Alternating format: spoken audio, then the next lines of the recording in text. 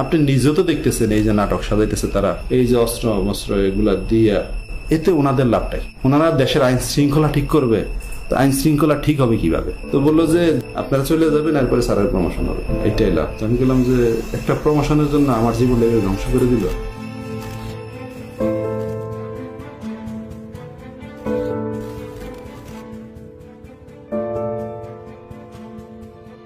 If you didn't have that commission, probably it will be just a storytelling. Nobody will believe, somebody will say yes, somebody will say no. Now they have concrete proof, and now they will go to the justice. 400 অভিযোগ পেয়েছি মাত্র 13 কার্য দিবসে।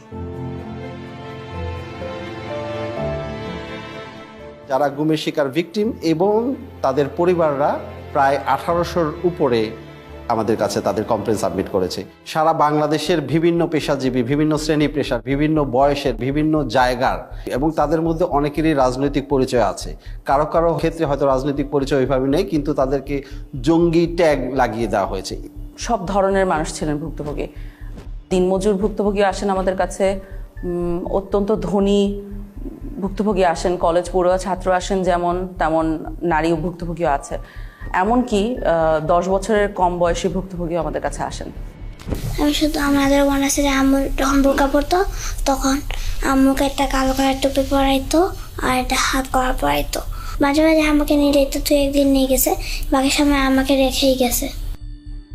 গুমের সাথে আসলে বাংলাদেশের প্রত্যেকটা বাহিনী জড়িত বলা চলে। সেক্ষেত্রে প্রধানত আমরা যাদেরকে নাম নিতে পারি তাদের মধ্যে হচ্ছে rapid action battalion, Bangladesh police তো আছেই, detective branch of police, CTTC, DGFI, NSI, এগুলো প্রধানত তারা এই গুমের সাথে জড়িত ছিল।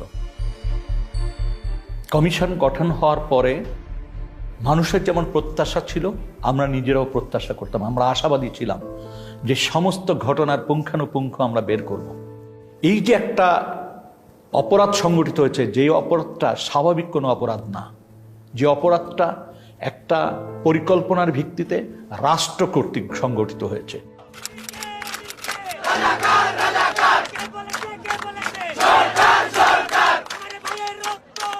5ই আগস্ট পরবর্তী সময় সরকার তো পরিবর্তন হয়েছেই, কিন্তু এর মানে না যে বাহিনীগুলোতে যারা দোষী তারা পরিবর্তন হয়েছে নেসেসারিলি। স্পেশালি প্রথম দিকে সবই তো একই মানুষ ছিলেন, এবং ওনারা জানতেন এবং সঠিকভাবেই জানতেন যে আমরা যদি একজন বন্দীকে কোনো একটা স্পেসিফিক বন্দিশালায় লোকেটেড করে ফেলি, অর্থাৎ সে ওই জায়গায় ছিল এটা নিশ্চিতভাবে বলতে পারি, তাহলে তার বন্দিত্বের জন্য দায়ী কে তা ইমিডিয়েটলি বলা সম্ভব। কারণ ওই বন্দিশালার চাবিটা কার হাতে ছিল, কোন বাহিনীর কন্ট্রোলে ছিল, সেই বাহিনীর ঊর্ধ্বতন কর্মকর্তারা দোষী। এই ব্যাপারটা যেমন ওনারাও বুঝতে পেরেছেন, আমরাও বুঝতে পেরেছি। এ কারণে 5ই আগস্ট পরবর্তী অত্যন্ত দ্রুততার সাথে প্রচণ্ড লেভেলে এভিডেন্স ডিস্ট্রাকশন হয়। Destruction of evidence is itself a criminal offense. Just মনকে মন কাগজ পুরানো হয় সব জায়গায়। ডিজিএফআই বলেন, র্যাব ইন্টেলিজেন্স বলেন, এনএসআই বলেন, সব জায়গায় এভিডেন্স পুরানো হয়। তারপরে বিভিন্ন জায়গায় এই ধরনের পুরা এন্টায়ার বিল্ডিং এর স্ট্রাকচার পরিবর্তন করে ফেলা হয়।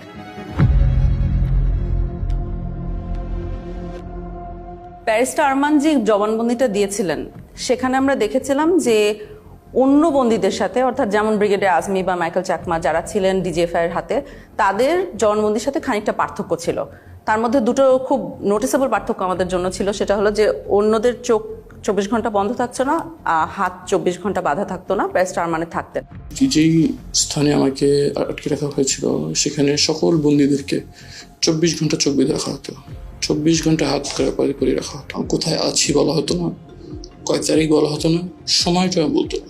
আমি বারবার তাদেরকে বলতাম যে নামাজ পড়ার জন্য সময় জানা দরকার, কিভাবে নামাজ পড়বো, তারা বলতে বলা যাবে না, আদেশ। তখন আমরা বুঝতে পারি যে উনি এবং ব্রিগেডিয়ার আজমি, মাইকেল চাকমা একই লোকেশনে ওনাদেরকে রাখা হয়নি, অন্য কোথাও ছিলেন উনি। তো সেল থেকে বের করে তখন আমি চোখ বাঁধা অবস্থা থাকলেও আমি ক্লিয়ারলি আমি বুঝতে পারি যে আমি বের হয়ে একটু কয়েক কদম সামনে যে একটা ছোট্ট সিঁড়ি ক্রস করে উঠতেছি, তারপরে লেফটে আবার যে আয়নাঘরে ওনাকে রাখা হয়েছিল সেখানে ঢোকার সময় উনি সিঁড়ি দিয়ে উঠেছেন এবং ঠিক তার পরে কয়েকটা সিঁড়ি নেমেছেন। এখন এটা শুনেই আসলে সাথে সাথে বুঝে যায় যে উনি কোথায় ছিলেন, কারণ গোটা বাংলাদেশে সিম্পলি একটা জায়গায় আছে, একটা বন্দিশালায় আছে যেটা এই পার্টিকুলার বর্ণনাকে ম্যাচ করবে। তো ওইখানে উনি এক পর্যায়ে বলেন যে ওনার পায়ের নিচে ছিল মসৃণ টাইলস, সাদার মতো, এবং ঠান্ডা ছিল। সেই ছোট্ট সিঁড়ি যখন ক্রস করে যাই তখন এটা 5 থেকে 7 কদমের সিঁড়ি হবে এবং খালি পায়ে আমাকে যতবার বের করা হয়েছে তখন খালি পায়ে পরে যে আমাকে জুতা পরা হয়েছে বের করা হয়েছে। খালি পায়েটা আমি একদম ক্লিয়ারলি বুঝে দিয়েছি এটা সিঁড়ি টাইলস লাগানো সিঁড়ি ছিল। কিন্তু ওই রুমে অলরেডি আমরা অক্টোবরের মধ্যে অভিযান একটা চালিয়েছিলাম, আমরা ইন্সপেক্ট করে এসেছিলাম, ওখানে কোনো টাইলস ছিল না, ওটা সম্পূর্ণ সিমেন্টের একটা ফ্লোর। সো আমরা কর্মকর্তাদের ডেকে, অফিসারদের ডেকে জিজ্ঞেস করা শুরু করি যে টাইলস কই। একটা সিঁড়ির পাশে যখন যে এই মার্কটা থাকে, what does it indicate, do you think? No idea, কারণ আমি তো বিল্ডিং এর এক্সপার্ট না। টাইলস, এই সিঁড়ি টাইলড ছিল। আচ্ছা, এই প্রশ্নটা আমার মনে আছে, ওনাদের মোটেও পছন্দ হয় না, কারণ ওনারা এত বড় বড় কর্মকর্তা, আমরা জিজ্ঞেস করছি টাইলস কই, কথার তো কোনো মানে নাই। কিন্তু আমরা শিখছিলাম টাইলসের ভিতরে এই মিস্ট্রিটা লোকেটেড, এটা যদি সলভ করতে পারি আমরা মিস্ট্রি সলভ করতে পারবো। ওই সিঁড়ির তো দুইটা সাইড থাকে, একটা লে সাইড একটা লে সাইড, তো ওপর দিকে সিমেন্ট দেওয়া হয়েছিল, কিন্তু এই সাইডটায় ওইখানে মিস করে দিয়েছিল সিমেন্ট দিতে। তো ওখানে যেটা ছিল টাইলসের পিছনে দেখবেন গ্রিড আছে, চারকোনা গ্রিডের ছাপ রয়ে গেছিল। তা আমরা ওই ছাপগুলো দেখে বুঝতে পেরেছিলাম যে টাইলস অবধারিতভাবে ওখানে ছিল। এতদূর টাইলস ছিল ধরেন, এই যে দেখা যায়।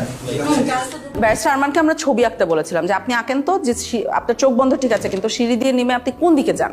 তো উনি একটা ছবি এঁকে দিয়েছিলেন সুন্দর করে, যে সোজা যে বাইরে গেলে সেলে ঢোকা যায়। এখন আমরাও সোজা যে বাইরে ঢোকা যায় না, কোথাও দেয়ালের সাথে ধাক্কা লাগে।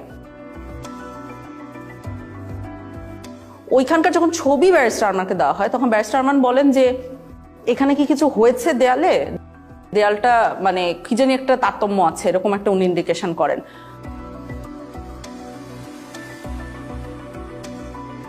তখন আন্তর্জাতিক অপরাধ ট্রাইব্যুনাল আমাদের যে কলিগরা আছেন ওনাদের সাথে আমরা যোগাযোগ করে একটা ম্যাপ ওনাদেরকে এঁকে দেওয়া হয়। সেখানে বলা হয় যে এই দেয়ালটা মাপেন, আপনি ইন্টারনাল যে দৈর্ঘ্য এটা মাপেন, এন্ড দেন বাইরে যে ওই একই দেয়ালের এক্সটার্নাল দৈর্ঘ্য মাপেন।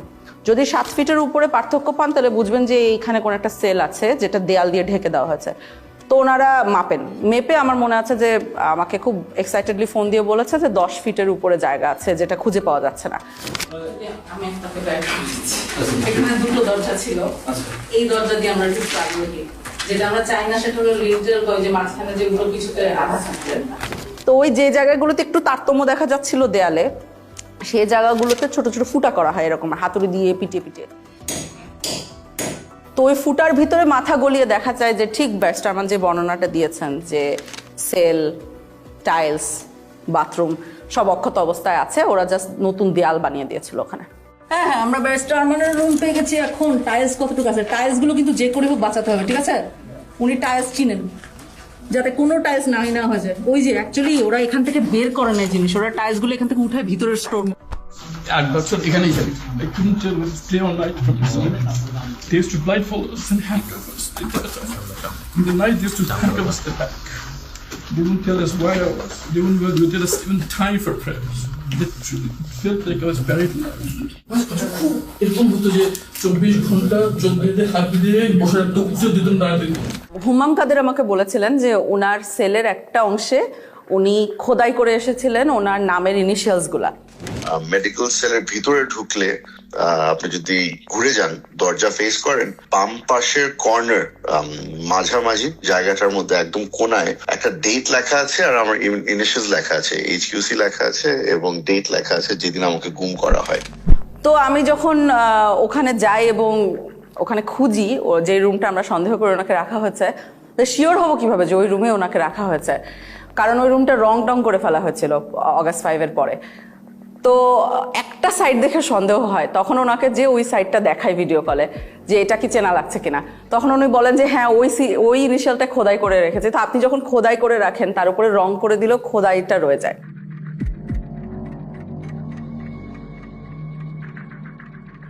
বিগত সময়ে যেটা 2009 থেকে 2024-এর 5ই অগস্ট পর্যন্ত আওয়ামী লীগ শাসন আমলে যেটা হয়েছে, আমরা দেখেছি তারা সবসময় একটা বয়ান দিত যে বাংলাদেশে কখনোই গুম হয় নাই। এটা শুধু শেখ হাসিনার মন্ত্রিসভায় অনেক মন্ত্রীরাই অহরহ বলেছেন এবং নিরাপত্তা বাহিনীর প্রধানরাও বলেছেন।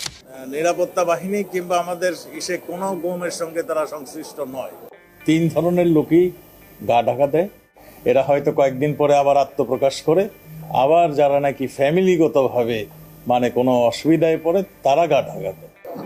যেখানেই গুম হচ্ছে সেখানেই আমরা কিছুদিন পরেই তাকে পাচ্ছি, হয়তো সে নানা কারণে আত্মগোপন করে থাকে, সেইগুলোকে গুম বলে চালিয়ে যায়। গুম বলে কিছু নাই, এরা সবাই লুকিয়ে যাচ্ছে, পালিয়ে যাচ্ছে, বউয়ের সাথে ঝগড়া করে দ্বিতীয় বিয়ে করেছে, ইত্যাদি ইত্যাদি, এই ধরনের বিভিন্ন ধরনের গল্প তারা বলেছে। গুম হওয়ার পরে যখন গুমের শিকার ব্যক্তির পরিবারের সদস্যরা থানায় যেতেন জিডি করার জন্য, যে তার স্বজনকে খুঁজে পাচ্ছে না বা হারিয়ে গেছে বা তুলে নিয়ে গেছে, এইটার ক্ষেত্রে যখন জুডি করতে যেতেন কোনো বাহিনীর কথা উল্লেখ করতেন, থানা থেকে তাদেরকে বিতাড়িত করা হতো। আমার জিডি, আমার আপু আম্মু, আমার স্ত্রী সবাই থেকে জিডি ওই এবং ওই বাড়িওয়ালারা তারা প্রথম থানাতে গেছিল, থানাতে জিডি নেয়নি। যদি কখনো মিসিং ডায়েরি নিত, সেক্ষেত্রে পুলিশ নিজেরা লিখে দিত যে সে বাড়ি থেকে বেরিয়েছে, এরপরে আর ফেরত আসে নাই। আর কখনো যদি কোনো বাহিনীর কথা উল্লেখ করত, সে জিডি কখনো নিত না। এমনও হয়েছে যে বাহিনীর নাম উল্লেখও করে নাই, কিন্তু তারপরও জিডি নেয়নি, থানা থেকে তাদেরকে তাড়িয়ে দেওয়া হয়েছে। আমরা 250টা কেস ফিল্টার করেছিলাম আমাদের 1800-র মধ্যে থেকে, যে 250টা কেসের 3টে বৈশিষ্ট্য ছিল। 250টার কেসে আমরা সমসাময়িক প্রমাণ পাচ্ছি। কি প্রমাণ? যে তাকে যখন গুম করা হচ্ছে তখন তার হয় একটা মিডিয়া রিপোর্ট আছে, সমসাময়িক মিডিয়া রিপোর্ট আছে। তার যে নিখোঁজ হয়ে যাওয়া বা তাকে যে তুলে নিয়ে যাওয়া হয়েছিল, সেইটার জন্য একটা থানায় জিডি করা হয়েছে। কোনো কোনো ক্ষেত্রে তাদের পরিবারের মামলা করেছে। এবং এই লোকটা জীবিত আছে, অর্থাৎ সে আমাকে তার অন্তর্বর্তীকালীন পিরিয়ডে সে কোথায় ছিল এর বর্ণনা দিতে পারছে, যেটা আমরা কোনো না কোনো আয়নাঘরের সাথে ম্যাচ করতে পারছি। ওই এক সাইডে দিয়ে গ্রিলের দরজা ছিল, টয়লেটটা ছিল এই কর্নার, হ্যাঁ, যেদিকে কলমের মাথাটা রাখছিলেন, জি জি, এটার সামনে দিয়ে এমনি ওই যে অল্প একটু উঁচু দেয়াল ছিল। এটা কি শুধু সামনে ছিল না সাইডেও ছিল? না, শুধু সামনে ছিল, এক পাশ ছিল। দরজা ছিল ওই আপনার শিক লোহার। শুধু একটা দরজা না দুইটা দরজা? একটাই দরজা, একটা দরজা মানে দুইটা তালা দিত একটা দরজা।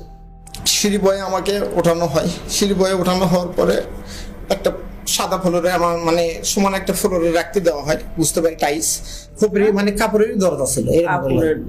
ওই খোপটা বেশি উঁচু ছিল না, আমার এতটুকু হবে প্রায় এতটুকু। আচ্ছা, আমি আপনাকে একটা ভিডিও দেখাই, দেখি চিনতে পারেন কিনা।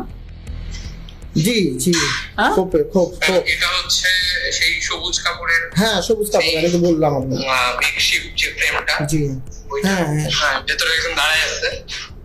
হ্যাঁ আমি তো বললাম এই পর্যন্ত, আমি তো আগেই বললাম। আর ভেতরে শুয়ে থাকা যাবে। এবং তাকে যখন প্রডিউস করা হচ্ছে তখন তার বিরুদ্ধে একটা মামলা দিয়ে প্রডিউস করা হচ্ছে, অর্থাৎ কোনো একটা নিরাপত্তা বাহিনী মেনে নিচ্ছে যে তাদের হেফাজতে এই লোকটা আছে।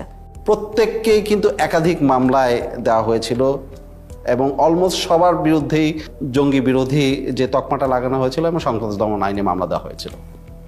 এতে যেটা হচ্ছে যে এই কেসগুলো হয়ে গেছে সেসব কেস যেখানে দুই সাইডে প্রমাণ আছে। সে যখন নাই হয়ে যাচ্ছে সেটার সমসাময়িক প্রমাণ আছে, সে যখন রিঅ্যাপিয়ার করছে সমসাময়িক প্রমাণ আছে, এবং তার মধ্যবর্তী যে জায়গাটাতে ছিল সেটার বর্ণনা কোথাও ম্যাচ করা যাচ্ছে। অনেক ক্ষেত্রে দেখাচ্ছে একজন বন্দী আরেকজন বন্দীকে দেখছে বা তার গলার স্বর শুনতে পারছে বা তার পরিচয় জানতে পারছে গুম অবস্থায়, তখন তার একজন একজনের সাক্ষী হয়ে যাচ্ছে।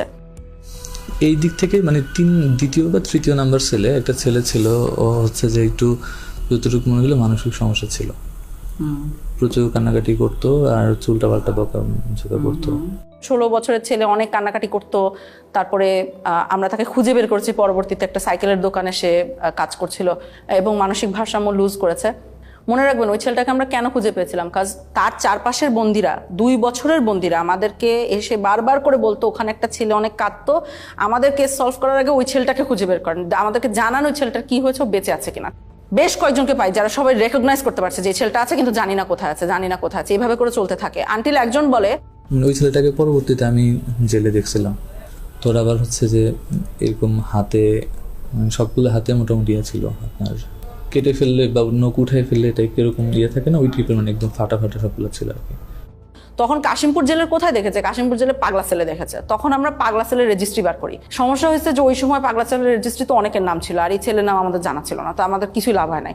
তো আরও একজন লোক এসেছিল একবার, একদম শেষে যার সাথে কথা হয়েছে, আমি জানি না তাকে কেন বলেছিলাম, ওনার আসলে জানার কথা ছিল না, উনি একই বাহিনীর হাতে ছিল না, উনি আরেকটা বাহিনীর হাত থেকে উনি কাশিমপুরে গিয়েছিলেন।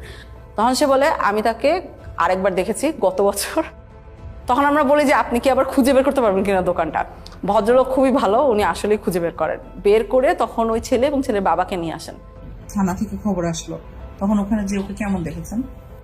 আমরা দুইটা এই ফায়ের নোক আর হাতের নোক ছিল না ওই সময়, দূরে থেকে দেখছি তো ছিলই না। একবার হরাক দিয়েছিলাম, পড়াই করতে না, বলতে পারি না। ওকে কি মানসিকভাবে সুস্থ মনে হচ্ছিল? না, মানসিকভাবে সুস্থ আসছিল না। ওইখানে আমরা যে ডক দেখছিলাম, মানে কথা আমি একটা জিজ্ঞেস আর একটা উত্তর দিছিল। আমি যে জিজ্ঞেস খাওয়া দাওয়া করছো, তুমি কোন সময় হয়েছে?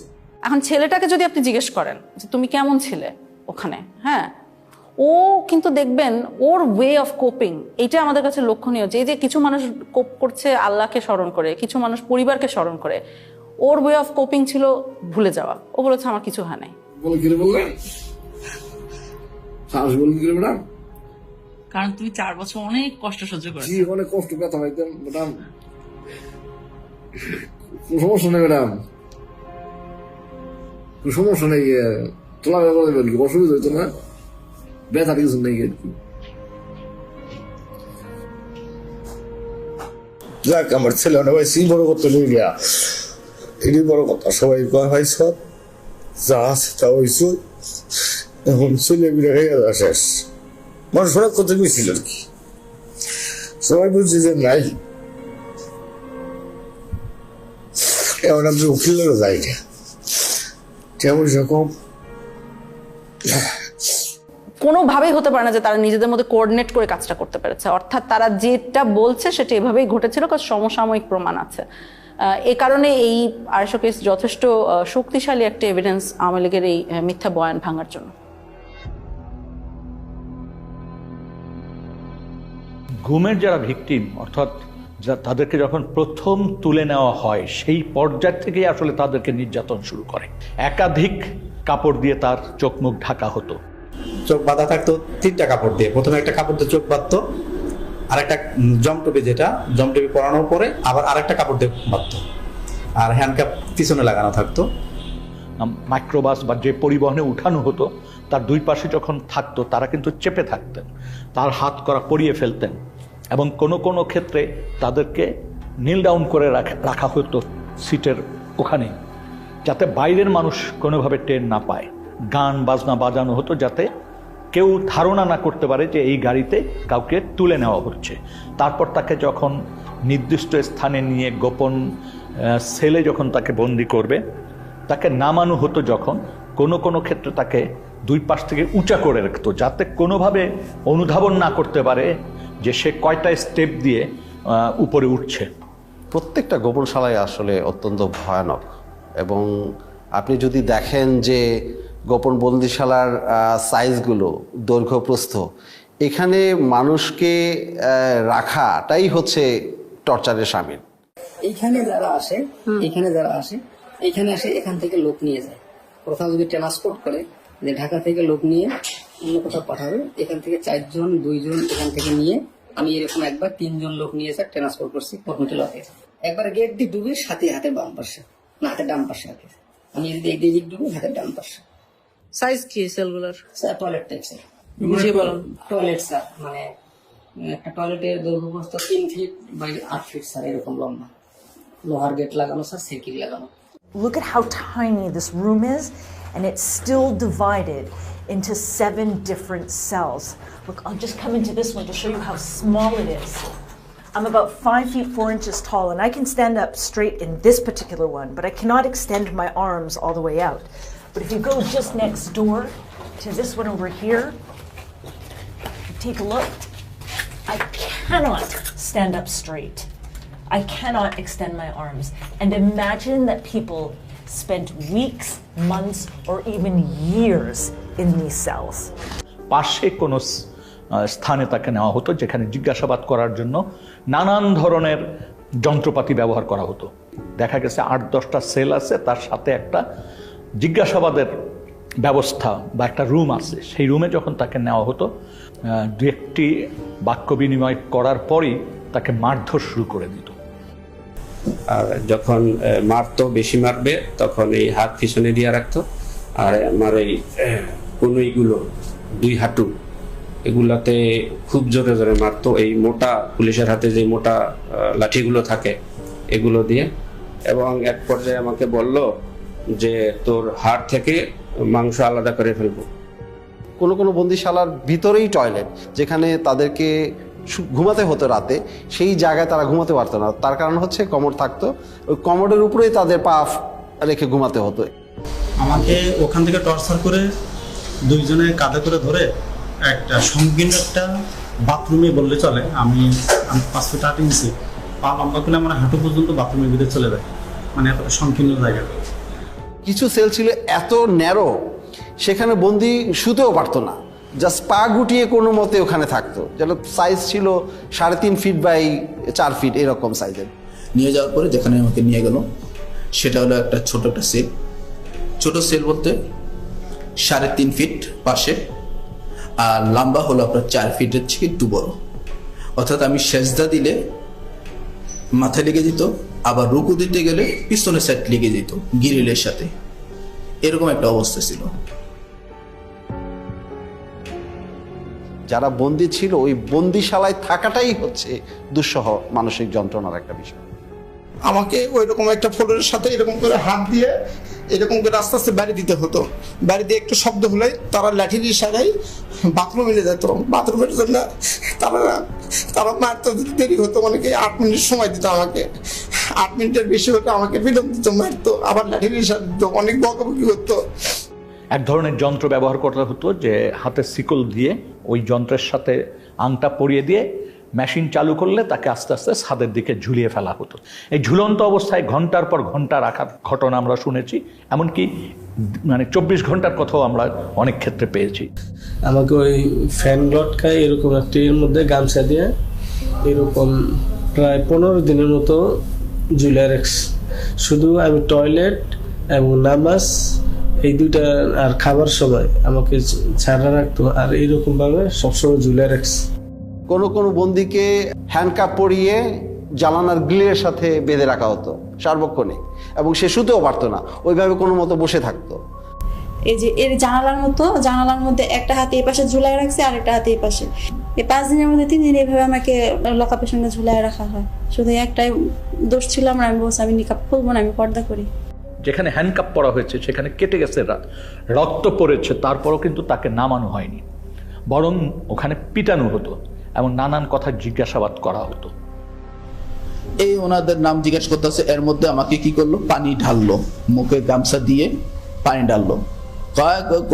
কোথায় আছে বল, কোথায় আছে বল, কোথায়, মানে আমাকে মানে একটা সেকেন্ডের সময় দিতে আসে। আমি বলতেছি মুখের মধ্যে ভিজা কাপড় দিয়া প্রায় 2-3 মিনিটের মতো পানি ঢালতো, আর ওই সময় দেখা যায় আমি প্রায় সময় অজ্ঞান হয়ে যেতাম, আর মুখ দিয়া খুব লোট টোট ইত্যাদি এগুলো বের হইতো, তারপরও তারা হাসাহাসি করতো। কোনো কোনো ক্ষেত্রে তাকে চেয়ারে বসানো হতো। চেয়ার আবার 2 ধরনের ছিল।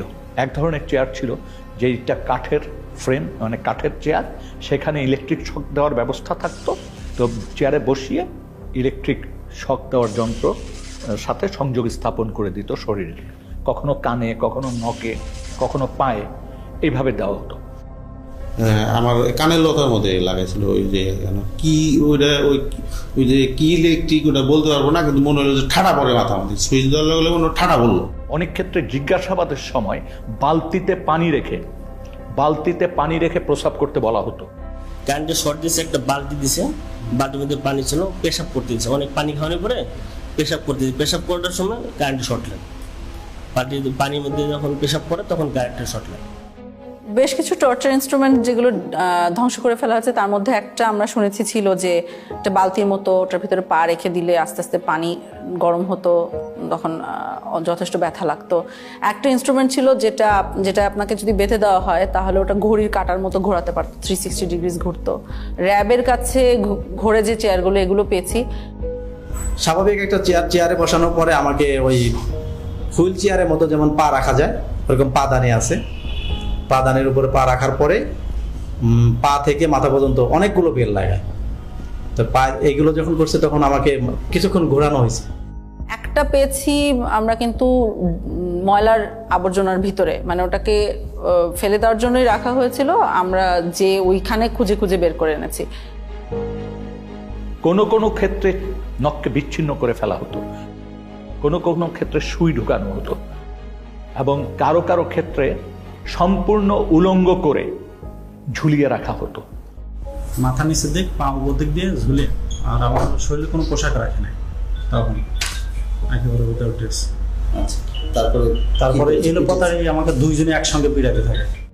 দুই হাতে বাঁধতো, বাঁধার পরে এমনি বসায়া এই যে এই জায়গাটা লাঠি ঢুকাইতো, লাঠি বড় একটা লাঠি ঢুকাইতো, লাঠি ঢুকায় লাঠিটা এমনি দইরা এই যে দুইটা চেয়ার নিত, এই দুইটা চেয়ারের উপরে ঝুলাইতো, আমাদেরকে পিড়াইতো। তারা গান গাইতো, এক এক সময় মমতাজের গান গাইতো যে বুকটা ফাইটা যায়, এই কথার গান, আবার দিল তো পাগল হয়ে এই গান কইতো আর পিড়াইতো। এবং আমি একটি ক্ষেত্রে জানতে পেরেছি যে তাকে উলঙ্গ করে একজন নারীর সামনে উপস্থাপন করা হয়েছে।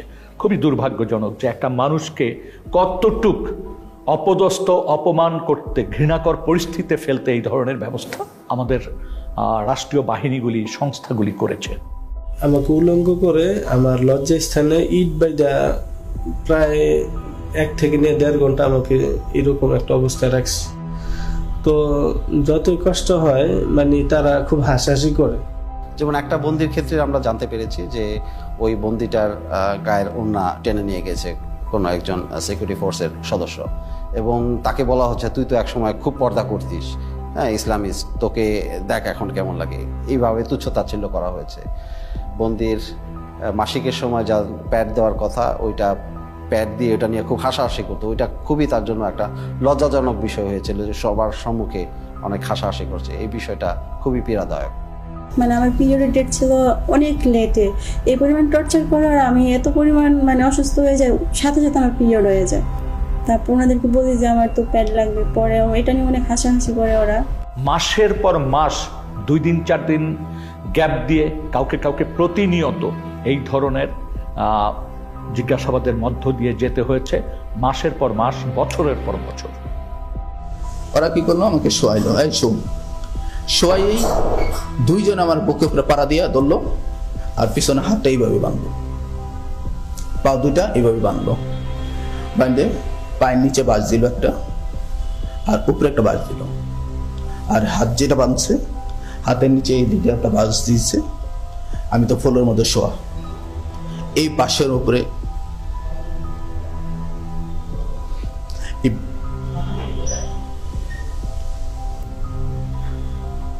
বাসের উপরে আমাকে 4-5 জন দাঁড়াই গেছে। তখন আমার মানে ভিতর থেকে মানে আমি আর কোনো কিছু বলতে পারতেছি না, শুধু একটাই প্রশ্ন করতেছে, তোর বাড়িতে কে কে থাকে, তোর বাড়িতে কে কে থাকে। এবং আমরা দেখি এই জিনিসগুলো মানুষের ভিতরে অনেক বড় ভয় রেখে দেয় অনেক দিনের জন্য।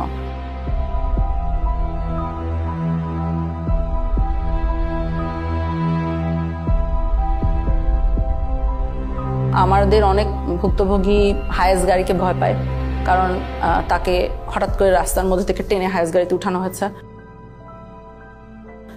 আমাদের অনেক ভুক্তভোগী এসি রুমকে ভয় পায়, কারণ এসি রুমে, টর্চার রুমগুলোতে এসি থাকতো, কারণ আই সাপোজ অফিসাররা যখন এগুলো করতেন ওনারা ঘামতে চাইতেন না।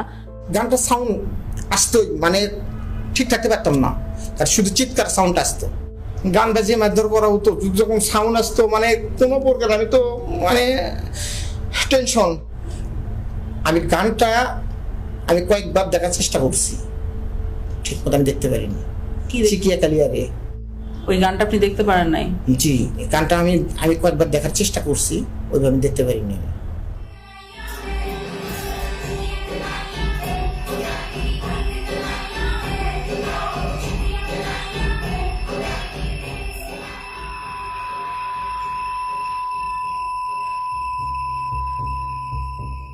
প্রসাবের জন্য আমরা এরকম বাইরেতে হইতো ফ্লোরে, এখানে টাক দিলে আমরা আসবো। প্রসাবে ধরছে মিউজিক ছেড়ে দিছি, ওই আওয়াজও তাদের কাছে পৌঁছায় না, মিউজিকের সাথে তো ওটা হারায় যায়, ওই সাউন্ড তো আর পাবে না। এরকম কিছু প্রসাব পায়খানা করেছে আমার সামনে, আবার এটা আমরাই পরিষ্কার করতেছি, তারা দিয়ে যে করে তারা দিয়ে পরিষ্কার করে। সে আল্লাহর কাছে বলতে যে আল্লাহ আমার মেরে ফেললেই ভালো, এই কষ্ট দেওয়ার দরকার কি। এই মানুষগুলো কিন্তু যারা বেরিয়ে এসছেন জীবন নিয়ে, তারা কিন্তু এটা ভুলতে পারেন নাই। তারা এখনো গভীর রাতে ঘুম ভেঙে যায়, তাদের চিৎকার করেন, এই ট্রমার থেকে কিন্তু এখনো বেরিয়ে আসেনি।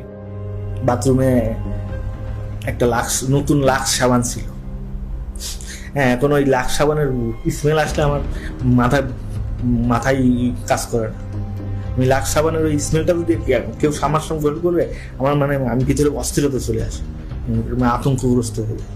আর শুধু যে তারা বেরিয়ে আসে নাই তা না, এই সমাজটাও কিন্তু এক ধরনের ভীতিকর ভয়ার্থ পরিবেশের মধ্যে একটা ভয় সমাজের ভিতর কিন্তু প্রবাহিত।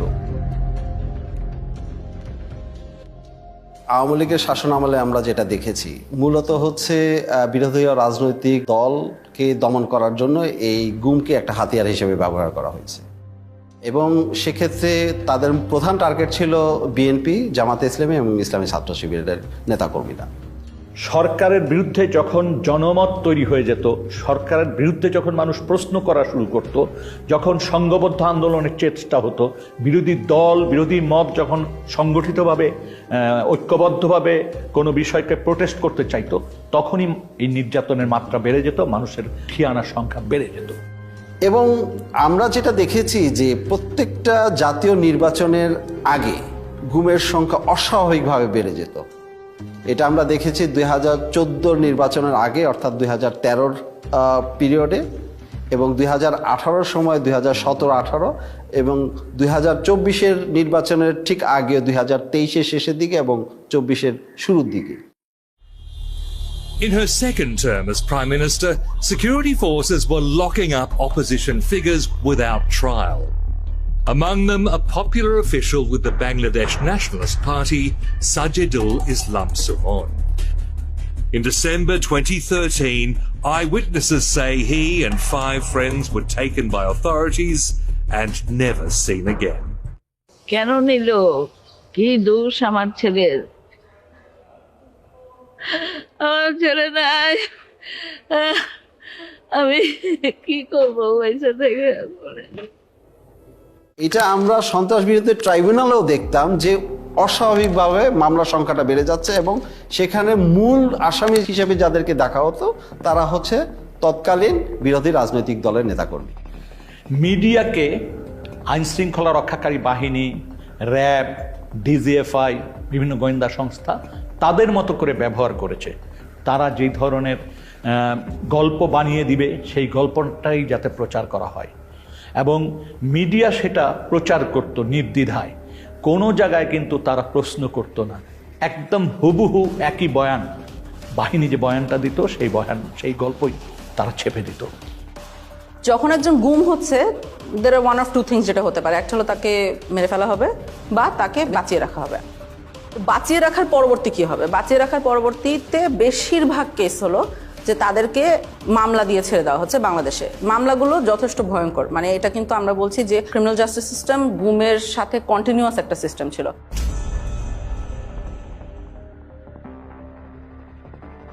ছাড়ার জিনিসটাকে সেটাকে লিগেলাইজ করার জন্য, অর্থাৎ তাকে একটা বেআইনি কাস্টডি থেকে একটা আইনি কাস্টডিতে নেওয়ার জন্য একটা মামলা মোকদ্দমা দরকার। সেই কাজটা করতে গিয়ে অনেক মিথ্যা মামলা মোকদ্দমা তাদেরকে জড়িত করে দেওয়া হতো। প্রত্যেকের ক্ষেত্রে একাধিক মামলা দেওয়া হয়েছে, তার মধ্যে একটা মামলা প্রত্যেকের ক্ষেত্রে কমন, সেটা হচ্ছে সন্ত্রাস বিরোধী আইনে মামলা দেওয়া এবং জঙ্গি তকমা দিয়ে দেওয়া। এবং প্রত্যেকটা ভিকটিমের ক্ষেত্রে তাদেরকে দেখা হচ্ছে তাদের কোনো রাজনৈতিক পরিচয় আছে কিনা। তো বলছে তারেক রহমানের অ্যাকাউন্ট ডিটেল বলেন, কোন কোন জায়গায় তার টাকা থাকে। আমি বলছি ভাই আমি জানি না, I don't know, I simply don't know. তো বলছে ম্যাডাম জিয়ার টাকা কোথায় দিয়েছেন, কোথায় রাখে। আমি বলছি আমি জানি না। তখন আবার দিল, আমার 2টা নিক্যাপ তারা দিল, তারপর ফেলে রাখলো। ইভেন সম্পৃক্ততা না থাকলেও যদি দাড়ি টুপি পরে মসজিদে যায়, মাদ্রাসায় যায়, বা এগুলো সম্পৃক্ততার কারণে কিন্তু এই মামলাগুলো দেওয়া হয়েছে। তুই তো জামাতের, তুই শিবিরের কোন পদ আস্তে তুই কি করো? সেই সে বলছি আমি একসময় ছাত্র শিবির করতাম, এখন আমি করি না। কেন? আমি মুখে তখন আমার মুখে একটু বড় দাড়ি ছিল, মুখে বড় দাড়ি পরি, টাকার উপর এখানে প্যান্ট পরি, এই নানান কোয়েশ্চেন। আমার ভাই কেন জামাত ইসলাম করতো, এই টাইপের রিলেটেড কোয়েশ্চেন। ফাঁকে ফাঁকে উনি খুবই বাজে বৃষ্টিভাবে কথায় কথায় গালি দিতেছিল, জঙ্গি, রাজাকারের বাচ্চা, এই রাজাকারের বাচ্চা বেশি বলতেছে। আপনি তাকে কিছু ভুয়া মামলা দিচ্ছেন, আমরা যেটাকে বলছি কিছু প্যাকেজ কেস দিচ্ছেন, অ্যান্টি টেররিজম অ্যাক্টে দিচ্ছেন, arms act, explosives act, digital security act, এইসবের আন্ডারে মামলা দিয়ে দিচ্ছেন, দেওয়ার পরে তাকে অনেকদিন জেল খাটতে হচ্ছে, এরকম একটা সিস্টেম আছে। 4-5টা মামলায় একই ধরনের ভাষায় ব্যবহার করা হয়েছে এবং ভার্বেটিম ওয়ার্ড ফর ওয়ার্ড। যদি এইভাবে হয় 4-5টা, তাহলে বুঝতে হবে this cases are all manufactured cases.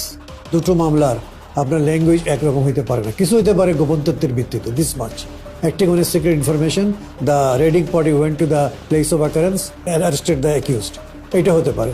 কিন্তু বাইকগুলো তো মিলার কথা না, ঘটনার স্থল, ঘটনার তারিখ এবং কিভাবে ঘটনা ঘটেছিল এগুলো তো আপনার মিলার কথা না।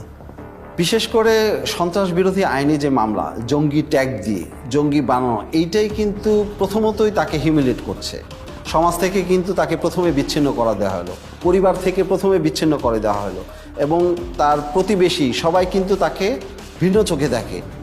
এই ছেলেটা জঙ্গি, আমরা তো জানতাম না, এটা জঙ্গি পরিবারের সন্তান। তাদের মধ্যে একটা ফোবিয়া ছড়াই গেছিল যে এই আপার সাথে হয়তো যোগাযোগ করলে আমরাও অ্যারেস্ট হতে পারি, আর এই মেয়েটার সাথে যোগাযোগ হলে আমরাও অ্যারেস্ট হতে পারি। এটার জন্য আমরাও নিজেদেরকে গুটাই নিয়েছিলাম যে কি দরকার যদি কারো ক্ষতি হয়। বাংলাদেশে জঙ্গি নাই এই কথাটা বলা যাবে না, জঙ্গি ছিল, জঙ্গি এখনো আছে। কিন্তু প্রশ্নটা হচ্ছে যেইভাবে এটাকে ফুলিয়ে ফাঁপিয়ে দেখা হচ্ছে, যেটা প্রোটেক্ট করা হচ্ছে, এইটার খুবই একটা ক্ষুদ্র অংশ হয়তো বাংলাদেশে জঙ্গি আছে। তৎকালীন যে সরকার ক্ষমতায় পাকাপোক্তভাবে টিকে থাকার জন্য এই ওয়ার অন টেররের যেই ন্যারেটিভ, এইটাকে জিয়ে রাখার জন্য এটা তারা চালিয়েছে। Killed by the BNP Jamaat, you know that BNP Jamaat is a terrorist party. They always go for terrorism and nepotism and corruption. I have to prove credibility, right? To whom? To whom? A terrorist party? A terrorist organization? No. এই মামলাগুলো তো বছরকে বছর চলছে, এবং এই মামলার হাজিরা দিতে দিতে তাদের যে অর্থনৈতিকভাবে পঙ্গু হয়ে যাচ্ছে প্রত্যেকটা ফ্যামিলি। এবং আমরা একটা জরিপ করেছি যে মিনিমাম খরচ হয়েছে 7 লাখ টাকার মতো, তাদের হাজিরা থেকে শুরু করে এই মামলা পরিচালনার সব খরচ। অনেক ফ্যামিলি তাদের জমি জমা, তারপরে হচ্ছে বাড়িঘর পর্যন্ত বিক্রি করে দিয়েছে এই মামলা থেকে পরিত্রাণ পাওয়ার জন্য, কিন্তু মামলাগুলো ঝুলছে। প্রায় 3 লাখ টাকার মতো খরচ হয়েছে জামিনের পিছনে, আসা যাওয়ায়, গাড়ি ভাড়া, এটা হচ্ছে নিট একটা কস্ট। তারপর তো অন্যান্য জায়গায় এখানে টাকা খাওয়াইছে, ওইখানে টাকা খাওয়াইছে, বাড়িতে পুলিশ গিয়েছে কয়দিন পর পর, ডিবি থেকে লোক গিয়েছে, ওরা গিয়ে বসে থাকছে, তো বিভিন্ন ধরনের কথাবার্তা বলছে, ওদেরকে টাকা দেওয়া লাগছে, টাকা পয়সা না নিয়ে কেউ কখনো আসে নাই, থানায় টাকা দেওয়া লাগছে, বিভিন্ন সময় বিভিন্ন জায়গা থেকে সংস্থার লোক গেছে, ওরা টাকা খাইছে, অনেক টাকা পয়সা খরচ হয়েছে 16 সালেও। এখানে একটা দুঃখজনক বিষয় হচ্ছে যে অনেক ক্ষেত্রে দেখা যায় মামলাগুলো ভুয়া প্রমাণিত হওয়ার পরে তাকে বেকসুর খালাস করে দিয়েছে, কিন্তু তাকে যে এই যে 4 বছর বা 5 বছর যে সে কারাগারে বন্দী ছিল, এটা তাকে কে ফিরিয়ে দেবে?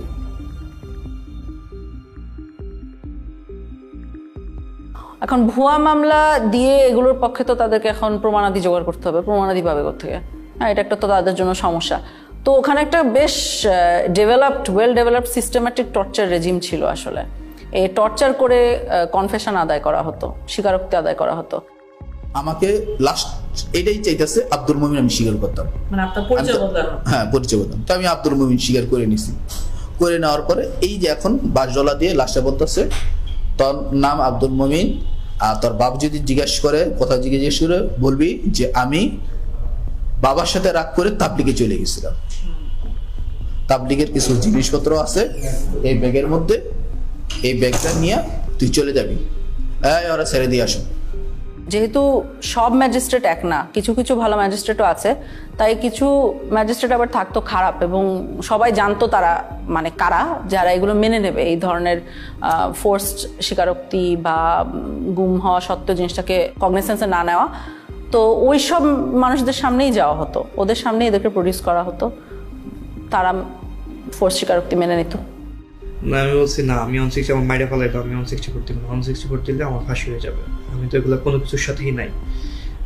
আপনারা যা বলতেছেন আমি এগুলো কিছুই জানি না, সব সাজায় আপনারা দিচ্ছেন। তখন আমারও ওই আয়ু বলতেছে, ওই প্রথম দিন আমাকে যখন, এটা আপনাকে কি বলবো, মানে প্রথম দিন আমাকে যখন ওয়াটার বোর্ডিং দিয়েছে, তখন আমার মানে আমি প্রসব করে দিয়েছিল আর কি। তো ওই জিনিসটা ও আবার আমাকে রিমাইন্ড করে দিচ্ছে যে তোরে যে মনে নাই, তোরে যে তুই যে প্রসব করে দিয়েছিস রিসিলি মেয়েদের লগে, আজকে কিন্তু আবার সেইভাবে মাইর দিল। টানায় পিড়ামো, কিন্তু তুই যা বলি সেইভাবে কর। করে নিয়ে আসছে, করে নিয়ে আইসা বলতেছে, এমন একজন জাজের কাছে নিয়ে আসছে, আইসা বলতেছে ও 164 দিতে চায় না, অনেক চেষ্টা করছি দিতে চায় না। পরে বলে যে আবার সেই কোর্টের যে জাজ বলতেছে ও এখনো দাঁড়ায় আছে কিভাবে, এটারে কেমন 164 দেয় না, এটা তো দাঁড়ায় আছে, সুস্থ আছে, 164 দেওয়ার জন্য কিছু মশলাপাতি খরচ করতে হবে না। A GUM or enforced disappearance is a violation of human rights. So the judges as a whole should be sensitized about the human rights, about the various human rights instruments and the violation of those human rights. Magistrate সাহেব উনি ডাক দিয়ে বললেন যে আপনাদের আসামি তো করতেছে না, কি বলে বালকরূপ স্বীকারোক্তি দিচ্ছে না। একটা এগ্রিজিয়াস কেস আমাকে যেটা খুব ডিস্টার্ব করেছে সেটা হলো যে সে আমাকে বর্ণনা করছিল যে ম্যাজিস্ট্রেটকে যে বলেছে যে প্লিজ আমি এতদিন গুম ছিলাম, আমি আসলে এটার সাথে জড়িত না। হ্যাঁ, অনেক সাহস করে এটা সে ম্যাজিস্ট্রেটকে বলেছিল।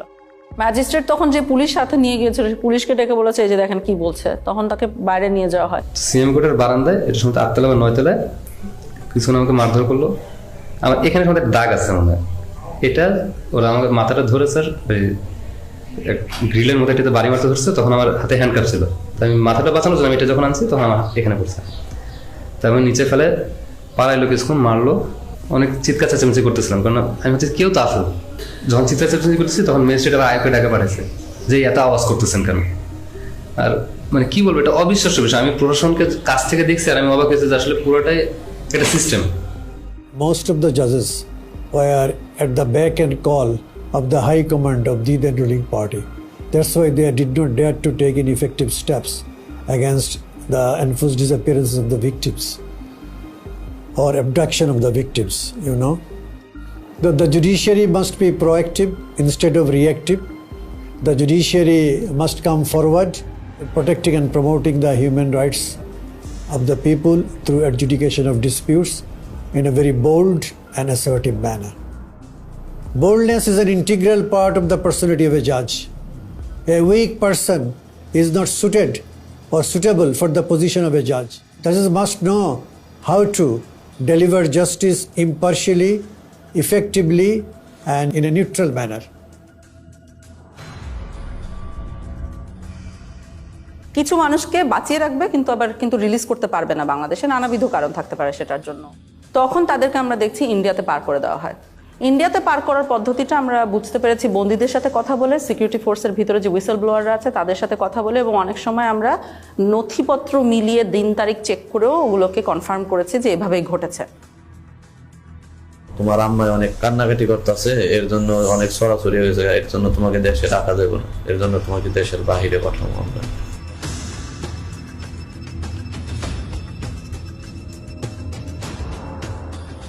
নদী পার করাইলো, নদী পার করানোর পরে তারপরে কাঁটাদারের একটা বেড়া আছে,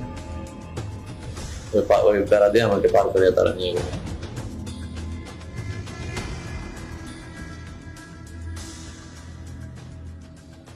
ওইখানে নিয়ে 2টা লোক আইছিল হুমরাই করে, বললো তোর পার করে দেবো, তারপরে তুই ওই জায়গায় কতদিন থাকবি, আবার আমরা তো আবার ব্যাগ নিয়ে আসবো।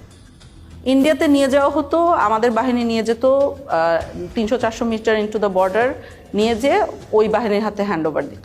একটা বিশেষ ক্ষেত্রে আমরা দেখেছি যেখানে বন্দি এক্সচেঞ্জ হয়েছিল। ওরা আবার ওই দেশ থেকে কারা যেন আসছে স্যার, আপনার ওদের ইন্ডিয়ানরা আসছে, ওরা 2জনকে দিল, আমরা 2জনকে দিলাম। মানে ওরা 2জন বন্দিকে দিল, আপনাদের বন্দি 2জনকে ওদেরকে দিয়ে দিল। ইন্ডিয়া আমাদেরকে বন্দি দিয়েছিল, আমরা একজন বাংলাদেশি সিটিজেনকে দিয়েছি। আমার ধারণার সাথে মনে হয় আরেকজন ছিল যার পরিচয় আমরা এখনো বের করতে পারিনি। অর্থাৎ আমরা 2জনকে দিয়েছি, একজনকে পেয়েছি। ওই 2জনের মধ্যে একজন বাংলাদেশি নাগরিক, সাথে মিষ্টিও দেওয়া হয়েছে। ওই বাহিনীও মানে ইন্ডিয়ান বাহিনীও মিষ্টি এনেছিল, আমাদের বাহিনীও মিষ্টি ছিল। বন্দি গিফট দেওয়ার সাথে সাথে মিষ্টিও গিফট এক্সচেঞ্জ করা হয়েছিল। এটা আমাকে নিরাপত্তা বাহিনীর যারা ওখানে জড়িত ছিল তারাও বলেছেন, বন্দি নিজেও চোখে দেখেছে এই ঘটনাটা ঘটতে। ইন্ডিয়াতে নেয়ার পরবর্তী কি হতো বন্দিদের আমরা সবসময় জানি না, অর্থাৎ কাদের কথা জানি না, আমরা জানি না ওখানে কাউকে মেরে ফেলা হতো কিনা, যারা মারা গেছেন তাদের খবর আমাদের পক্ষে বের করা এখনো পসিবল হয়নি। যাদেরকে হ্যান্ড ওভার করলো ওদেরকে নিয়ে আবার কি করলেন? ওদেরকে নিয়ে স্যার রাস্তায় 2জনকে স্যার ক্রস ফায়ার দিয়ে ফেলাই দিয়ে আসছে। তবে এটা অবশ্যই হতো যে ইন্ডিয়াতে যারা বাঁচিয়ে রাখা হতো ইন্ডিয়াতে, তাদেরকে মামলা দেওয়া হতো, মানে অর্থাৎ ইন্ডিয়ান লিগ্যাল সিস্টেমের ভিতরে তাদেরকে ঢুকিয়ে দেওয়া হতো। সো আনপাসপোর্ট মামলা বলবে, অর্থাৎ ট্রেসপাসিং এর জন্য কেস দেওয়া হতো। তখন ওনারা ইন্ডিয়াতে জেল খাটতেন, জেল খাটা পরবর্তীতে আবার ওনাদেরকে বাংলাদেশে পুশিন করা হতো। ভারতের কারাগারে যদি কেউ থাকে সেটার জন্য আমরা বাংলাদেশি বন্দী যারা আছে তাদের তালিকা চেয়েছি পররাষ্ট্র মন্ত্রণালয়ের মাধ্যমে ইন্ডিয়ান অথরিটিকে। কিন্তু সেক্ষেত্রে যে সমস্যাটা দেখা গেছে যে তালিকাটা দিয়েছে সেটা অসম্পূর্ণ, এবং আমরা যেই পিরিয়ডের তালিকা চেয়েছিলাম অর্থাৎ 2009 সাল থেকে 2024 সালের 5ই অগস্ট পর্যন্ত সেটা তালিকা পায়নি। এই সম্পৃক্ততাটা ইন্ডিয়া এবং বাংলাদেশের যে ইল্লিগাল একটা সম্পর্ক, এটা আসলে খুবই ট্র্যাজিক, কারণ এরকম হওয়ার কথা না, হওয়া উচিত না, এবং আমাদের দেশের সার্বভৌমত্বের প্রশ্ন অবশ্যই চলে আসে, কিন্তু হয়েছে, গত 16 বছর এটা হয়েছে। এবং কারো কারো ক্ষেত্রে চরম পরিণতিটা হয়ে গেছে, যেটা আমরা বিভিন্নভাবে জানতে পেরেছি, এবং অনেকে আমাদের কাছে ইতিমধ্যে এই কথাগুলো বলেছেন। এর মধ্যে একটা বড় অংশ আছে যাদেরকে বেশ কিছুদিন জিজ্ঞাসাবাদ করার পরে অথবা কয়েকদিন জিজ্ঞাসাবাদ করার পরেই সিদ্ধান্ত নেওয়া হয়েছে তাদেরকে হত্যা করা হবে। যখন একজনকে মেরে ফেলার সিদ্ধান্ত হতো তখন কাজটা ওরা, যেহেতু ওনারা ট্রেন্ড অফিসার্স, যথেষ্ট এফিশিয়েন্টলি করতো আমরা বলতে পারি। একজন মানুষকে কখনো কখনো মোরগ বলা হতো, কখনো কখনো প্যাকেট বলা হতো, কখনো কখনো সাবজেক্ট বলা হতো। ঊর্ধ্বতন অনেক অফিসার আছেন যারা মিড লেভেলে ছিলেন বা যারা গোয়েন্দা সংস্থাগুলি পরিচালনা করতেন, তাদের নির্দেশনায়, তাদের উপস্থিতিতে এই মানুষদেরকে নিয়ে যাওয়া হতো মাইক্রোবাসে করে। টঙ্গীর থেকে রওনা দেওয়ার পর যতগুলি ব্রিজ আছে প্রায় প্রতিটি ব্রিজের গোড়াতেই নিয়ে নতুন যারা অফিসার সংযুক্ত হতেন র্যাবে বা র্যাব ইন্টেলে, তাদেরকে বলা হতো দুজন একজন মোরগ নামাও বা প্যাকেট নামাও, গুলি করো।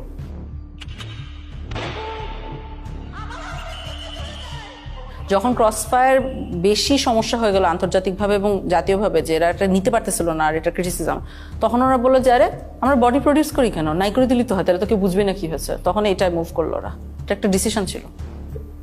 একটা জিনিস খুব স্পষ্ট যে এই ঘটনাগুলি ঘটানো হতো, হত্যাকাণ্ডগুলি করা হতো। প্রথম দিকে কিছু লাশ রাস্তাঘাটে পাওয়া যেত, ফেলে যেত, তো কিছুদিন আগে উঠিয়ে নিয়েছিল কারা জন্য। তারপর যখন সন্দেহ হলো যে এটা আইন শৃঙ্খলা রক্ষাকারী বাহিনী বা কোনো গোয়েন্দা সংস্থা, যখন এই জিনিসগুলি মানুষের ভিতর কানাঘুষা হতে থাকলো, তখন কিন্তু আর রাস্তাঘাটে লাশ ফেলতো না। একটা বেশ কমন মেথড ছিল যেটা গোটা দেশে ব্যবহার করা হতো, সেটা হলো নৌকায় নিয়ে যে গুলি করে মেরে ফেলা। এরপর যখন যাওয়ার সময় হতো, আমরা ইয়েতে যাওয়ার পরে উনি ডেস্টিনেশনটা আগে থেকে বলে যাবে কোথায় যাবে, সাউথের দিকে যাবে। তো যাওয়ার পরে তারপরে বললো যে স্লো ডাউন, যখন স্লো ডাউন বললে তখন বুঝি যে এখন প্রক্রিয়া শুরু হবে। যখন হলের ভিতর দিকে তাকে তুলে নিয়ে আসে, সিমেন্টের বস্তা কিন্তু বাইরে থাকে স্যার, হলের মুখটা খুলে একজন করে তুলতেছে স্যার, সিমেন্টের বস্তা দিয়ে সে বেঁধে ফেলতেছে, পাথরে কিছু হাঁটু বড় গেছে, বেঁধে মায়ের কাছে সিমেন্টের বস্তাটা তাকে একদম কর্নারে রাখছে। সেকেন্ড ম্যান স্যার কিলোটা দেয় স্যার, কিলোটা দিয়ে উঠেছে সব। তাদের পছন্দের জায়গাটা হলো মাথা স্যার,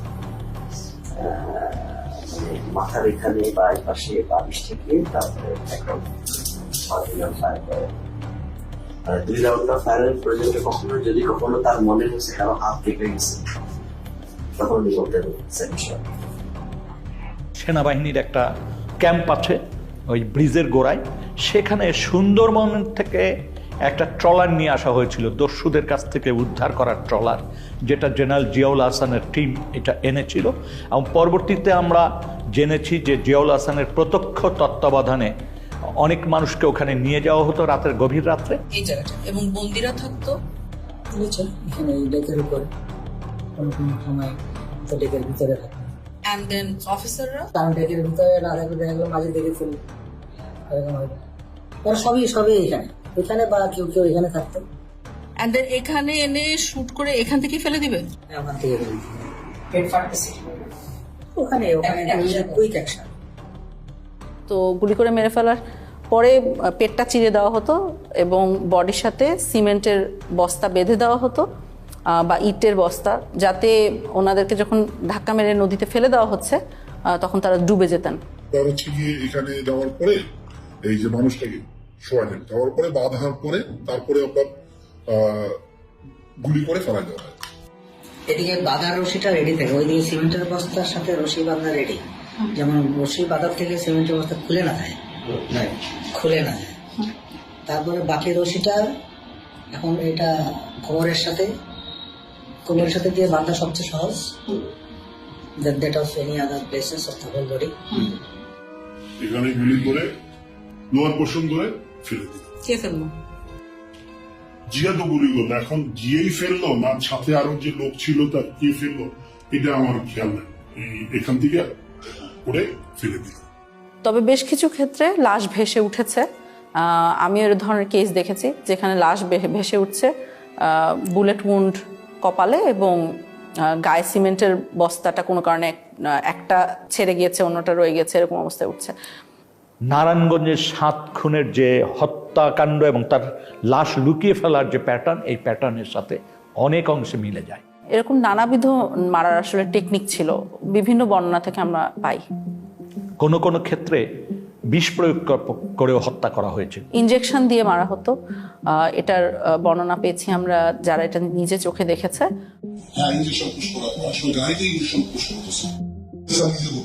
একজন মানুষকে মেরে ফেলে তার লাশটা রেল লাইনে ফেলে দেওয়া হতো, মানুষ রেল লাইনে কাটা পড়েছে এই হিসাবে জিনিসটাকে প্রতীয়মান হয়।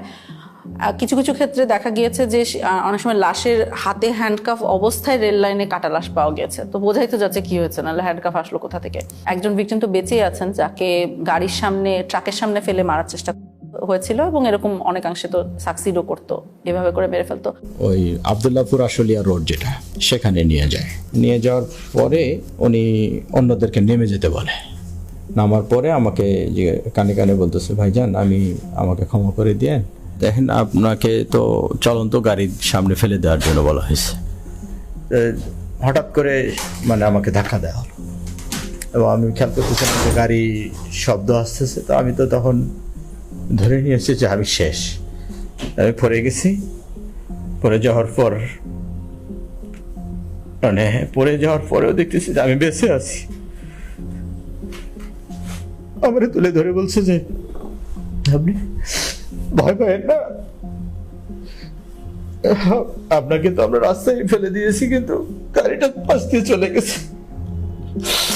তাহলে আমি টের পাইছিলাম যে গাড়িটা যখন জোরে খুব রানিং এ আসতেছে, আবার যখন ফেলে দিবে ব্রেক শক্ত করে ধরে পাল দিয়ে টা করে শব্দ হয়, যেটা ঠিক সেই শব্দটাই আমার কানে আসছে। আমাদের কাছে যারা মুখ খুলেছেন এটাই পূর্ণাঙ্গ তথ্য না, এর কয়েক গুণ সমাজে এখনো রয়েছেন যারা এখনো আস্থা বা সাহস পাচ্ছেন না এই বিষয়গুলি জনসমক্ষে তুলতে বা তারা অভিযোগ করতে। তারা মনে করে যে এমনিই তো আমরা মামলা মোকদ্দমার ভিতর দিয়ে আছি, তারপর আবার এইটা করতে যে আবার কোন ফ্যাসাদে পড়বো, আবার আমার কোন ভোগান্তি হবে।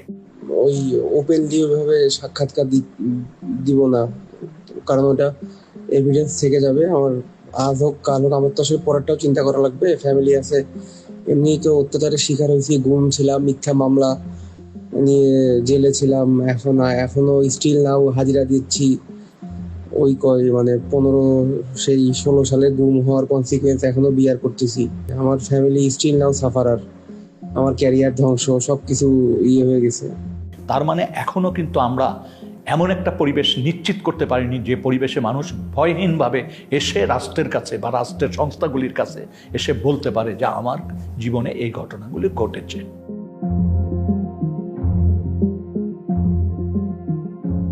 অন্ততপক্ষে গুম কমিশন যাদের ক্ষেত্রে মনে করেছে যে হয়রানিগুলোর থেকে তাদের পরিত্রাণ পাওয়া উচিত, গুম কমিশন থেকে আমরা পরীক্ষা নিরীক্ষা করছি এবং এই ধরনের একটা তালিকাও প্রস্তুত করা হচ্ছে এবং ফলস কেসগুলা যাতে দ্রুত নিষ্পত্তি করে, গুম হওয়া ব্যক্তি ছাড়া পাওয়ার পরও হয়রানির শিকার না হয় এবং এই আদালতের আইনি ব্যবস্থাকে যাতে কেউ আর অ্যাবিউজ করতে না পারে।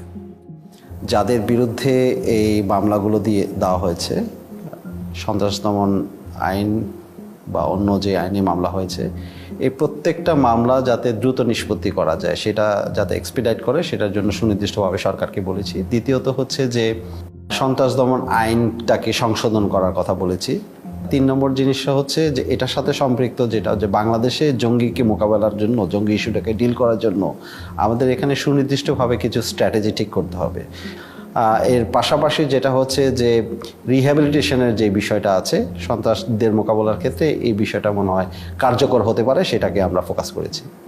গুম হওয়া এবং কেউ মারা যাওয়ার মধ্যে একটা বিস্তর ফারাক আছে। সেটা হলো কেউ যখন মারা যায় তখন তার সম্পত্তি ভাগ হয়ে যায়, একটা ডেথ সার্টিফিকেট আসে, সম্পত্তি ভাগ হয়ে যায়, একটা ক্লোজার আসে।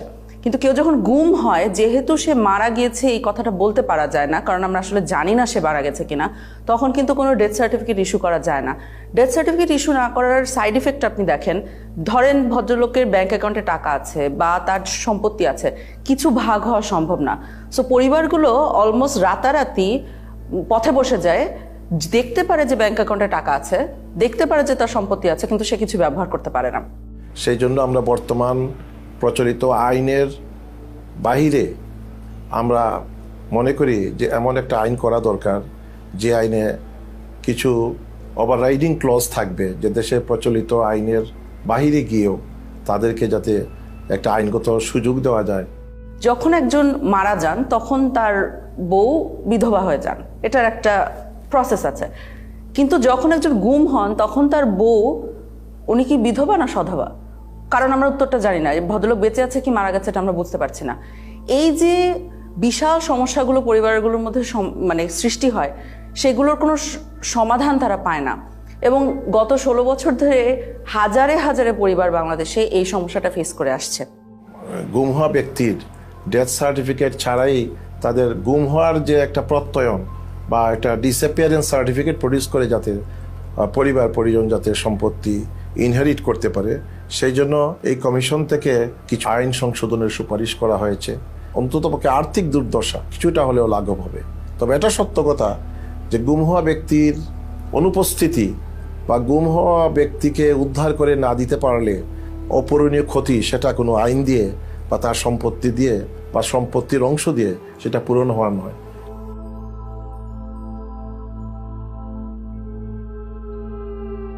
আমরা যদি আমাকে জিজ্ঞেস করেন, আমি মনে করি আমরা আশানুরূপ জায়গায় পৌঁছাতে পেরেছি। কিন্তু তারপরও বলবো, এত সংখ্যা এবং এত গভীরে এই অপরাধ সংগঠিত হয়েছে, এটার জন্য সময় একটা বড় ফ্যাক্টর। সেই বাহিনীর সদস্যরা যারা এই অপরাধের সাথে যুক্ত ছিল, তারা কিন্তু তাদের একটা বড় অংশ কিন্তু এখনো এই কাঠামোগুলিতে অবস্থান করছেন। তারপরে যাদেরকে চিহ্নিত করা গিয়েছিল প্রাথমিকভাবে, তারা কিন্তু পালিয়ে গেছেন। গুম ও বিচার বহির্ভূত হত্যাকাণ্ডের সঙ্গে সংশ্লিষ্টতার কারণে আইন শৃঙ্খলা বাহিনীর 42 কর্মকর্তার পাসপোর্ট বাতিল করা হয়। জানুয়ারি মাসে এদের বেশ কয়েকজনের বিরুদ্ধে গ্রেফতারি পরোয়ানাও জারি করে আন্তর্জাতিক অপরাধ ট্রাইব্যুনাল। যখন অ্যারেস্ট ওয়ারেন্ট বের হয় তখন কিন্তু তারা অনেকেই দেশে ছিলেন, কিন্তু পাসপোর্ট না থাকা সত্ত্বেও ওয়ারেন্ট বের হওয়ার পরপরই অনেক ঊর্ধ্বতন কর্মকর্তারা দেশ ছেড়ে পালিয়ে যায়। পালিয়ে যাওয়ার পরবর্তীতে এগুলোর এন্ড রেজাল্ট কি হবে? তো ধরেন আপনি বাংলাদেশ থেকে পালাচ্ছেন, মোস্ট লাইকলি আপনাকে ইন্ডিয়া যেতে হবে, কারণ ল্যান্ড বর্ডার আমাদের এসেনশিয়ালি ইন্ডিয়ার সাথে, মায়ানমারে যুদ্ধ হচ্ছে, সো ওনারা এদিকেই যাবেন। কারণ আপনি যদি দেশের একজন গোয়েন্দা বাহিনীর প্রধান হয়ে থাকেন, কয়েকজন মিলে আপনি ইন্ডিয়াতে গেলেন, ইন্ডিয়া কি করবে ফার্স্টে? ইন্ডিয়া যেটা করবে হলো আপনাকে বসে আপনাকে ইন্টারোগেট করবে। এখন আপনি চিন্তা করেন যে বাংলাদেশের সকল সেন্সিটিভ তথ্য যাদের ভিতরে আছে তাদেরকে আমরা এসেনশিয়ালি ওনাদের হাতে তুলে দিচ্ছি, বা ওনারা ওনাদের হাতে নিজেরা সোপর্দ হচ্ছেন। এই যে এত বছর যারা গুম খুনের সাথে জড়িত ছিলেন, তারা তো আমরা যেটা বলছি অনেকেই বাহিনীগুলোতে আছে। ওনারা কি চাইবেন? ওনারা চাইবেন ভবিষ্যতে ওনাদের এই অপরাধগুলো যাতে রিভিলড না হয়। এখন আমরা তাদের অপরাধের কথা জানি আর না জানি, আমরা ধরে নিতে পারি এখন যে আমাদের শত্রুপক্ষের গোয়েন্দা বাহিনীগুলো ডেফিনেটলি জানে। তাহলে ভবিষ্যতে তাকে ব্ল্যাকমেল করতে কি লাগবে? শুধু বলতে হবে, তুমি যদি না করো এই কাজটা, তাহলে কিন্তু আমি তোমার পূর্ববর্তী গুম খুনের কথা আমি কিন্তু তোমার বউকে বলে দিব, খুব বেশি যেতে হবে, বা সোশ্যাল মিডিয়ায় ফাঁস করে দিব। তখন কি হবে? আপনি নিরাপত্তা বাহিনীগুলোর ভিতরে স্তরে স্তরে মানুষ রাখছেন যারা ব্ল্যাকমেলের ক্ষেত্রে ভালনারেবল। আপনি যদি জিনিসগুলোকে সামনে নিয়ে আসেন, যে জিনিসটা আপনি লুকিয়ে রাখছেন না, সেটা দিয়ে কিন্তু আপনাকে ব্ল্যাকমেল করা যায় না। তো আপনি জিনিসগুলো সামনে নিয়ে আসেন, আপনি গুম কমিশনের সাথে কথা বলে ফেলেন, তাহলে এই সমস্যাগুলো কিন্তু চলে যায়। এই অপশনটা না নেওয়াটা আমার কাছে বোকামি মনে হচ্ছে এবং দেশ বিরোধী একটা কাজ মনে হচ্ছে। এই প্রসেসের পিকে প্রাইম মিনিস্টার্স অফিস, অনেক সময় ওনার পক্ষ থেকে ডিফেন্স অ্যাডভাইজার ছিল, তো উনিও মাঝে মাঝে ইন্টারফেয়ার করতেন, কথা বলতেন, আদেশ নির্দেশও দিতেন। So out of the way I went to PM and requested her যে সালাউদ্দিন কাদের চৌধুরীর ফাঁসি হয়ে গেছে, তার ছেলেটাকে এটা করা হয়েছে, এটা খুব এটা দেখা উচিত আমাদের ফ্যামিলিটা খুব broken and his relatives have requested. আমি নিজে প্রিয়ামকে বলেছি, আমার সাথে মানে আমি 2বার ওনাকে বলেছি, এটা আমার নিশ্চিত মনে আছে। এবং her response was ছেড়ে দিব না, ছেড়ে দিব না, মানে আমি দেখি কি করা যায়। অ্যাডভাইজারকে তুমি বলছো, আমি বলছি। এবং ওনার কি ক্ষমতা ছিল তখন ওটাকে সমাধান করার? অর্থাৎ ধরেন উনি চাইলে কেউ বের করে দিতে পারতো? পিএম চাইলে হবে না, মানে এটা উনি যা চাইবে তাই হবে। সম্ভাব্য যারা অভিযুক্ত তাদের কারো কারোর সাথে কথা বলার পর যে জিনিসটা পরিষ্কার একটা অবয়ব দাঁড়িয়েছে, সেটা হচ্ছে এই ধরনের ঘটনার সিদ্ধান্ত নেয়ার ক্ষেত্রে যিনি নীতি নির্ধারকদের সর্বোচ্চ জায়গায় অবস্থান করছেন, তৎকালীন প্রধানমন্ত্রী শেখ হাসিনা, তৎকালীন সামরিক উপদেষ্টা তারেক সিদ্দিকী এবং বাহিনীগুলির প্রধান এবং ইন্টেলিজেন্স যে এজেন্সি উইং আছে তার প্রধানদের সমন্বিত নির্দেশনার বাইরে বা কমান্ড স্ট্রাকচারের সর্বোচ্চ পর্যায়ের নির্দেশনার বাইরে এই ধরনের ঘটনা দিনের পর দিন, মাসের পর মাস, বছরের পর বছর ঘটার কোনো সুযোগ নাই। সুতরাং তৎকালীন প্রধানমন্ত্রী শেখ হাসিনার এই দায় এড়ানোর সুযোগ নাই।